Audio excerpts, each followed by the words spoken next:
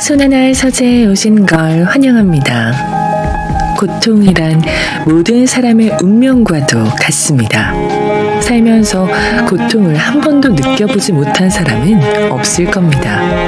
그런데 이 사실이 오히려 위로가 되기도 하는 것 같아요. 나만 그런 게 아니라는 것. 사람은 누구나 고통을 견디며 살아내고 있다는 사실이요. 나를 위로하는 정의. 이 책의 저자는 삶은 어차피 우연이라고 말합니다. 내가 아무리 잘하려고 해도 애쓰더라도 내 뜻대로만 흘러가지 않는 게 인생이죠. 그러니 받아들이는 자세가 필요합니다. 한 번뿐인 인생 힘 좀 빼고 살기. 이 책을 읽으며 마음을 다스리는 시간이 되었으면 합니다. 같이 읽어볼까요?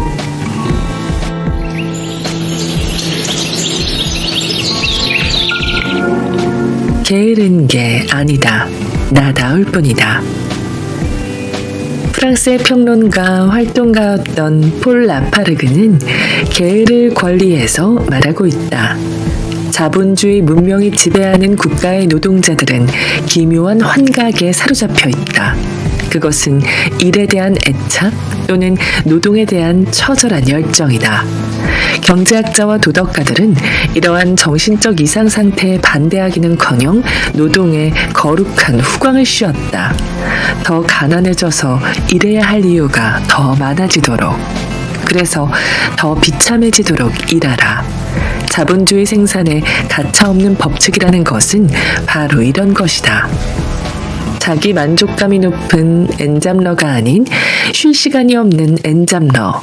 잦은 야근으로 회사가 집이 되어버린 직장인. 일을 하지 않는 시간은 자기 개발로 꽉 채우는 사람. 새벽 공기 자체를 즐기는 이가 아니라 이렇게 해야 성공한다고 믿는 노력형 새벽 기상러. 바쁘게 살지 않으면 주변에서 핀잔을 주며 죄책감을 느끼도록 해왔다.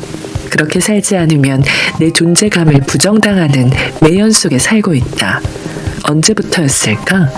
사람들의 존재감이 생산적인 노동을 하기 위해 준비하거나 생산적인 노동과 동의어가 된 것은 근면 성실이 자기 접속과 타인 접속보다 중요한 가치가 되었다. 성실함이라는 단어는 이 시대의 어떤 조직이라도 환영받는 집단 신화가 되었다. 성실한 자와 반성실한 자. 나는 반성실한 자가 되겠다. 아직은 반만 성실한 반성실한 자이지만 늦은 저녁 TV를 보며 쉬는 것 외 외식이나 놀이는 월중 행사였던 모부의 노동을 보며 자랐다. 나의 부실하고 방치한 몸을 지각하기 이전부터 모부의 노동을 보며 어떻게 하면 반성실하지만 잘 살까 하고 생각했나 보다. 어려운 일을 돕느라, 존재의 이유를 찾고자 세상을 떠도는 무자본 여행을 하느라, 자연주의 삶을 지향하느라 돈을 모으는 일을 하지 않는 사람은 불성실한 게으른 자가 아니다. 돈을 많이 주는 일보다 적게 받지만 애정 담긴 일을 하는 게 어리석은 게으른 자가 아니다. 시골로 내려와 농촌, 어촌 마을 일을 일구거나 문화 프로젝트를 하거나 주민들과 협동조합을 꾸려나가는 지역을 활성화하는 사람, 로컬 트리거들이 도시 생활에서 패배한 루저, 게으른 자가 아니다. 이들은 모두 희망이고 미래다. 성실에게 가스라이팅을 당하다. 인생이 우연이라는 걸 새삼 느꼈다. 직장에서 성실하게 살았다는 것을 우연한 삶의 굴곡을 통해 처음 자각했다. 성실하게 일해왔다는 것에 처음 자각이 일어났다. 놀랍게도 성실에게 가스라이팅을 당했다. 이 자각이 없었다면 승진을 위해 내 삶을 갉아먹어야 했을지도 모른다. 이런 자각을 동료 교수와 나누었을 때 진 교수님은 기업에 있었기 때문에 성실한 게 기본적으로 있었던 것 같아요. 라고 그가 말했다. 기본적으로 내가 성실했다니. 내가 교육과 제도, 회사 조직에 가스라이팅을 당한 것이다. 놀이하는 인간, 호모 루덴스. 근면하라는 노동윤리를 부정하고 여가윤리를 인생의 의미로 대체할 수 있을까? 심리학계에는 여가 심리학에 대한 연구도 많다. 새벽 기상러, 부자들의 습관, 갓생을 긍정하는 노동윤리에 호모 루덴스가 낄 공간은 비좁다. 인생에서 속도가 중한가, 방향이 중한가. 이 둘이 일치하는 사람도 있겠지만 이 둘이 같은 공간에 공존하기는 어렵다. 마치 우울감 대 감사감, 불안감 대 평화감이 동시에 공존할 수 없는 것처럼 인생의 속도감만 중요하게 추구하다 보면 그 속도가 빠를수록 넘어진 사람, 다친 사람, 지친 사람을 볼 수 없다. 이 사람들을 볼 수 없다는 것은 나 자신이 다치거나 지쳐도 알지 못하거나 돌볼 겨를이 없다는 것과 같다. 결국 빨리 앞서간 것 같지만 나의 상처를 보지 못하기 때문에 뒤늦게 켜켜이 쌓인 아픔이 터져나온다. 나를 아프지 않게 하는 속도는 세상 풍파에 내 상처를 돌봐가며 가는 속도다.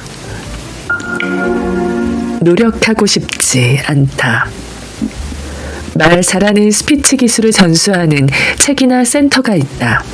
노력이라는 연습으로 유창하게 바꿀 수 있을 것 같다. 나는 배우고 싶지는 않다. 이미지 메이킹은 더더욱 그렇다. 그렇다고 내가 외모 자본주의 시대에 내 마음대로 편안한 옷을 입고 다닐 만큼 자유로운 영혼은 못 된다. 말을 능숙하게 하면 내 어눌함에서 사람들이 친숙한 느낌을 가졌는데 친숙함을 영영 잃어버리는 것이 되니까. 말 잘하는 스마트함은 바라지 않는다. 지금의 어눌함도 괜찮다. 드물지만 쉽게 보는 듯이 대하기도 하지만 괜찮다. 어눌함은 친밀함도 끌어당기지만 무시도 끌어당기니까. 스마트한 말씨는 다른 사람의 감탄이나 부러움을 끌어당기지만 딱딱함이나 차가움도 끌어당긴다. 사람들은 자신이 가지지 않은 것을 부러워한다. 나를 잊게 할 나다움. 내가 가지고 태어난 것이 무엇인지 알아야 한다. 나다움을 나 스스로가 좋아할 줄 알아야 한다. 그러면 나를 더 변화시키기 위한 불필요한 노력을 하지 않아도 된다. 나를 채찍질하지 않아도 괜찮은 나로 있게 된다. 노력주의가 남기는 상처. 내면아이 치료 전문가였던 브래드쇼는 상처받은 내면아이 치유에서 이렇게 말했다. 학교 체계는 역기능적이다. 우리를 독특한 존재로서 대해주지도 않는다. 학령기의 내면아이는 완벽주의 학교 체계에 순응해야 하는 걱정들 때문에 상처받고 파괴되었다. 낙오자가 되어버리거나 체제 수능 상태에 빠지는 과정에서 천천히 영혼이 살해당한 것이다. 전 과목 A학점을 받는 우등생으로 길러진 많은 사람들이 정작 자신의 진정한 능력을 개발해보지도 못했다. 나는 내 인생의 대부분을 성취해야 한다는 것 때문에 받은 상처를 치유하는 데 보냈다. 브래드쇼가 캐나다와 미국을 배경으로 살았음을 생각해보면 저 나라와 우리나라가 붕어빵이라니. 그는 고등학교 교사로서도 살았기 때문에 그의 표현대로 재미도 없는 것을 억지로 배우거나 수능하도록 길들이는 학교 체계에 대한 건강한 비판을 할 수 있었다. 나 역시도 경직된 학교 체계 속에서 붕어빵 같은 학교 교육을 받으며 내가 누구인지도 모른 채 어른이 되어야 했다. 심리상담 분야는 상담자가 되려면 훈련 요건을 충족시켜야 하고 이런저런 훈련을 받는 것이 장려되는 곳이다. 여기에는 돈과 시간을 갈아 넣어야 한다. 나는 대학 졸업과 동시에 경제 독립을 했었기에 상담자 훈련보다는 생존을 위한 분투를 해야만 했다. 돈을 버는 능력을 키우려는 사이에 나를 촘촘히 돌아보는 시간을 잃어버렸다. 나를 찾아가는 길에 다시 또 많은 돈이 들었고 시행착오라는 괴로움을 겪었다. 브래드쇼는 성취를 위해 받았던 상처를 치유하는데 많은 시간을 들여야 했다고 하였다.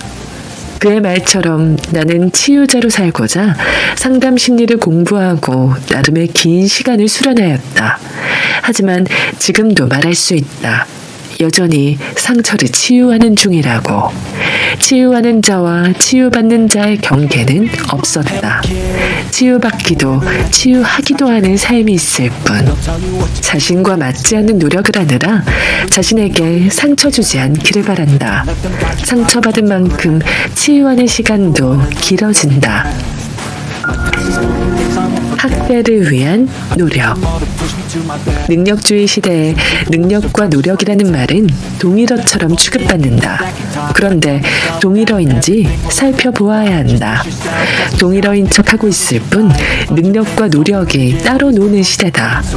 능력은 음식을 잘 만드는 신의 손이지만 노력은 음식이 아니라 어학 자격증에 쏟는 것 같은 능력주의 시대에서 노력은 자기 학대의 변주다. 악을 쓰고 참아가며 수십 년의 청춘과 인생을 보낸다. 참아낸 인고를 사회는 노력이라 부른다. 보이지 않는 압력에 의한 억지 노력, 자기 이익을 위해서만 동기화된 노력, 자기를 혹사시키려는 노력, 이런 걸 노력이라고 부를 건가? 이런 혹사 때문에 우리는 지치고 쓰러진다. 누군가가 정해놓은 방향 때문에 우리의 노력을 갈아부은 고통이 여기 있다. 이런 노력을 하느라 젊음과 같은 내 잃어버린 시간이 여기 있다. 건강한 노력이라 부를 수 있는 것은 무엇일까? 공부를 하더라도 나의 안위가 타인, 세상에 연결된 동기를 가질 때 이 단어를 쓰고 싶다. 고상한 척 할 수 있는 직업을 가지기 위한 노력에서 고상해지는 일을 하려는 것에 이 단어를 쓰고 싶다. 사람의 형체가 인구 수만큼 다르듯 끌리는 호기심의 정도나 분야, 능숙하게 하는 공부나 작업의 분야가 모두 다르다.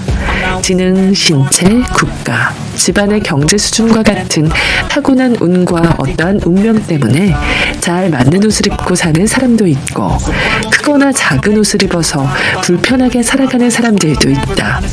나는 나로 살기로 했다를 쓴 김수현 작가는 안녕 20살이란 책에서 노력과 스트레스는 비례하지 않는다고 했다. 김수현 작가가 20대일 때 쓴 글인데 무게감 있다. 노력에 비해 만일 스트레스가 크다면 삶의 방향에 조정이 필요하다는 신호다. 자본주의는 자신의 이득이 되는 노력만을 강요한다. 보편적인 사람들의 요구인 타자의 목소리를 반영한다. 우리는 자주 미래에 대한 진로를 고민한다. 이럴 때 머리와 생각으로만 판단하기보다는 감수성이라는 내면의 느낌, 건강한 내면의 욕구에 접촉해야 한다.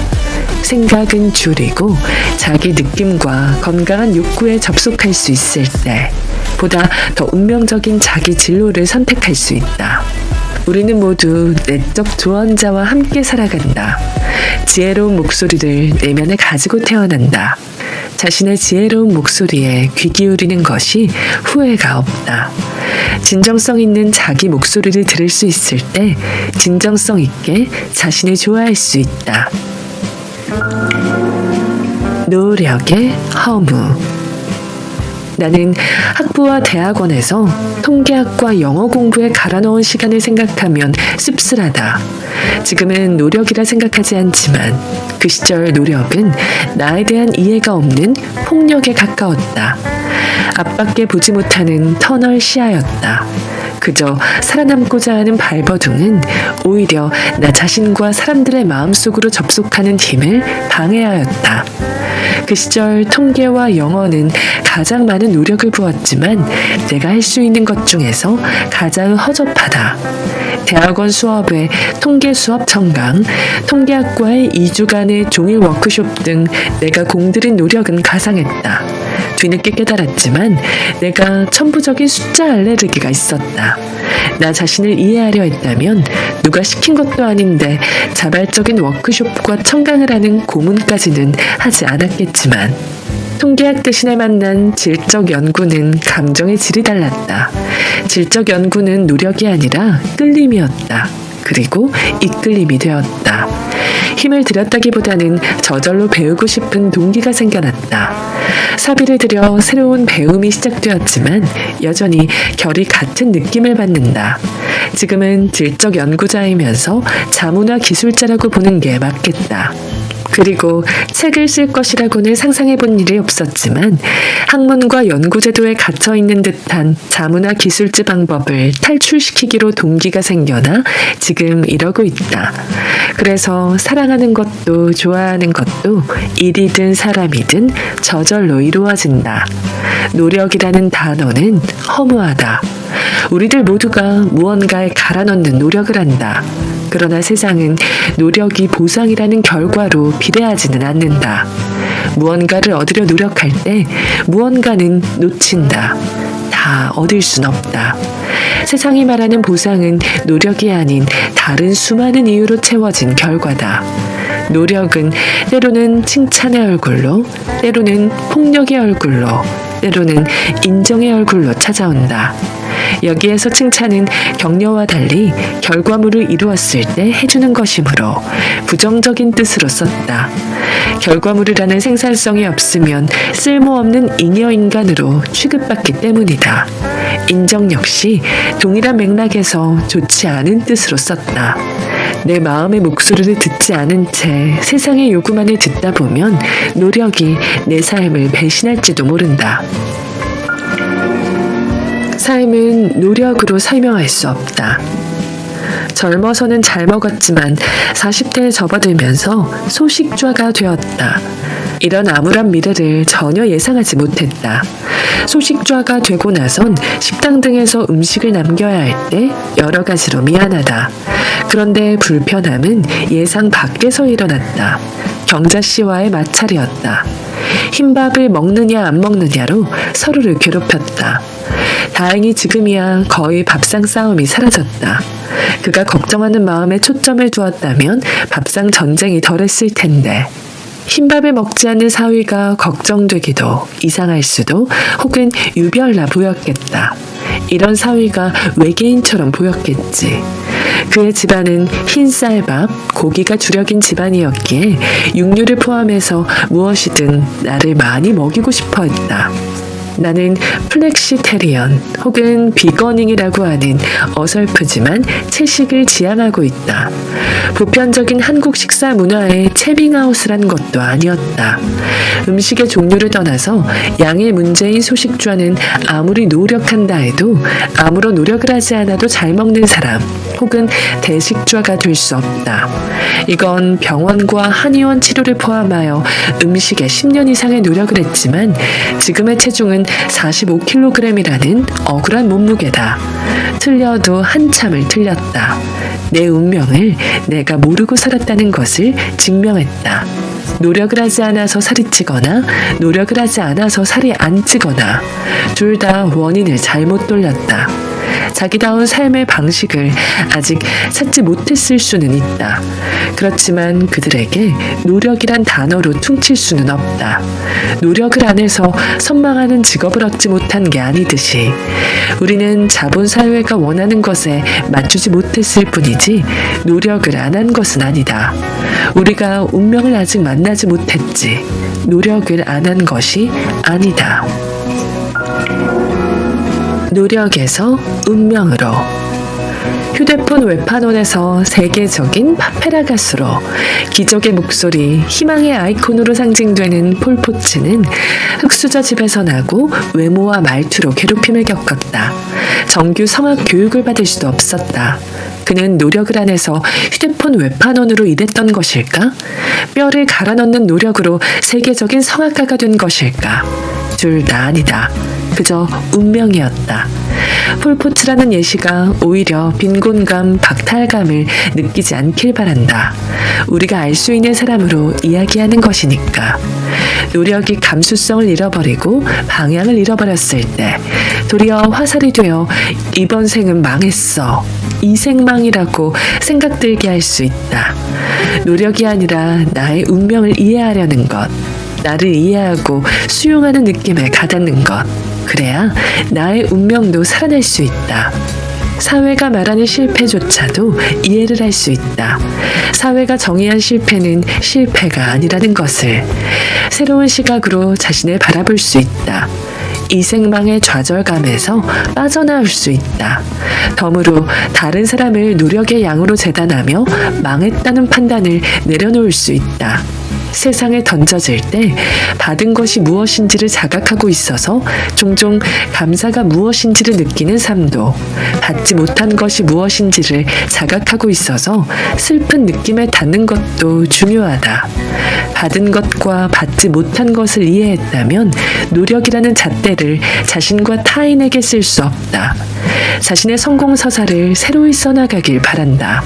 자기를 학대한 노력 서사가 아닌 자신을 향한 애정록인 성공 서사를 다시 쓸 수 있기를 바란다.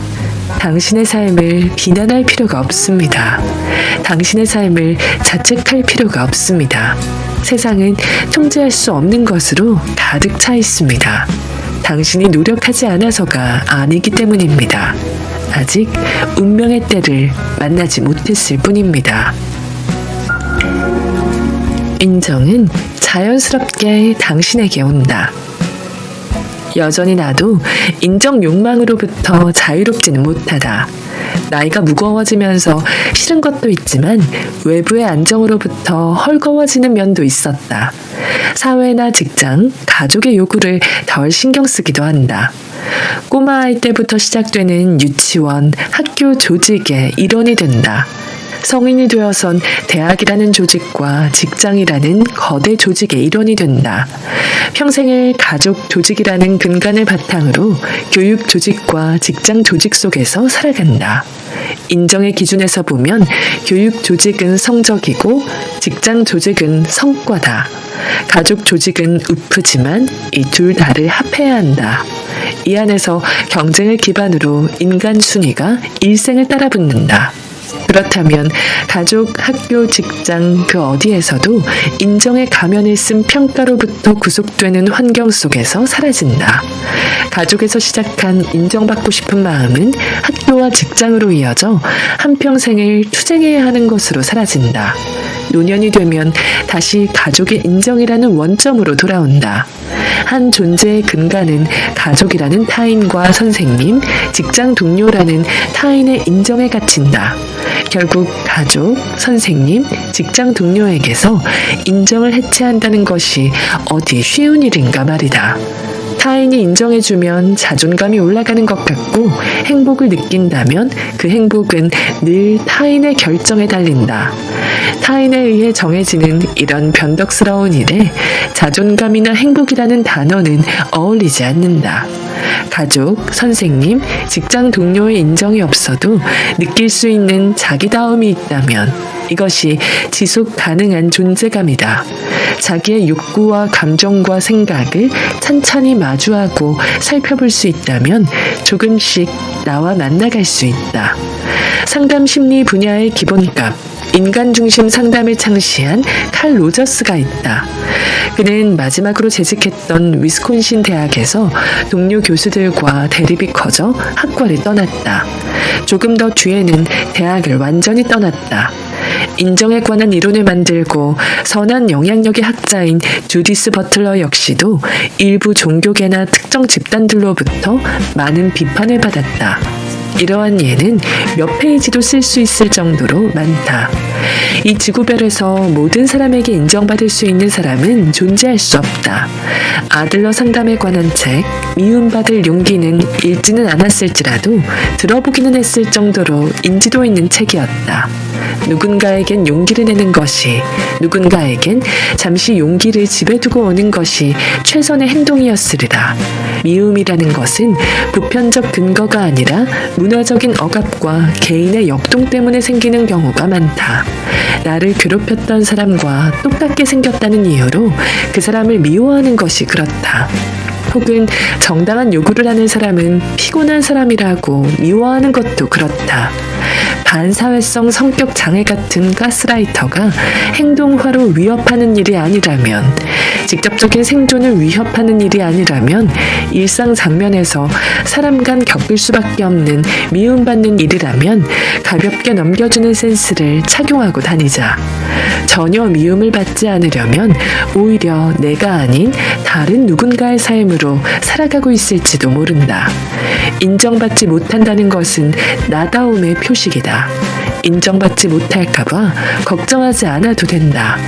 인정은 자기답게 살아갈 때 어느새 내 살갗에 와 있다. 오늘 저와 함께한 시간 어떠셨나요? 편안한 시간이 되었길 바라며 또 들러주시길 기다리겠습니다. 그럼 잘 자요.